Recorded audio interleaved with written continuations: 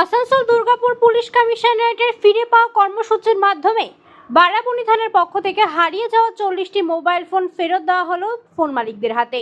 এই অনুষ্ঠানে উপস্থিত ছিলেন আসানসোল দুর্গাপুর পুলিশ কমিশনারেটের এসিপি ইপসিতা দত্ত, বারাবণী থানার ভারপ্রাপ্ত আধিকারিক দিব্যেন্দু মুখার্জি। হারিয়ে যাওয়া মোবাইল ফেরত পেয়ে খুশি হয়ে বারাবণী থানার পুলিশকে ধন্যবাদ জানালেন মোবাইল মালিকরা।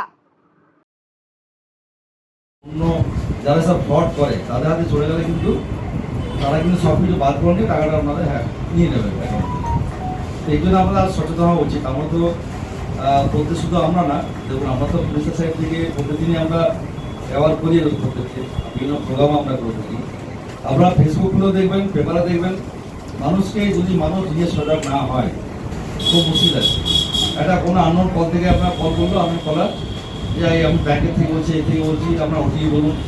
খুব ভালো ভালো লোক, শুধু আপনার না, এবং একটা শিক্ষিত লোকরা ভুল বস্তু করে দেয়।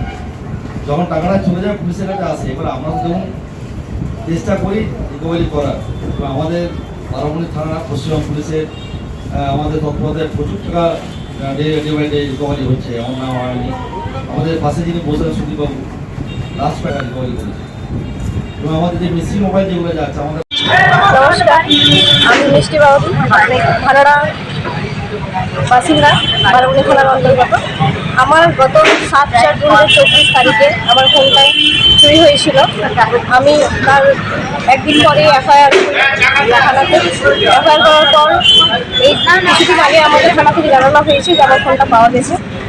আজকে আমাদের এখানে প্রোগ্রাম ছিল থানাতে, সেখানে আমাদের ফোনগুলো মিনিমাম 40 জনের ফোন দেওয়া হয়েছে ফেরত।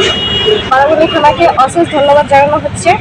সবাই মিলে যতজন আমরা ছিলাম সবার পক্ষ থেকে আমি ধন্যবাদ জানাচ্ছি আমাদের ফোনগুলোকে আবার আমাদের কাছে ফিরিয়ে দেওয়ার জন্য। আমি অনেকটাই খুশি যে আমার ফোনটা আমি আবার ফেরত, আমি আশা করিনি যে আমি পাবো বলে।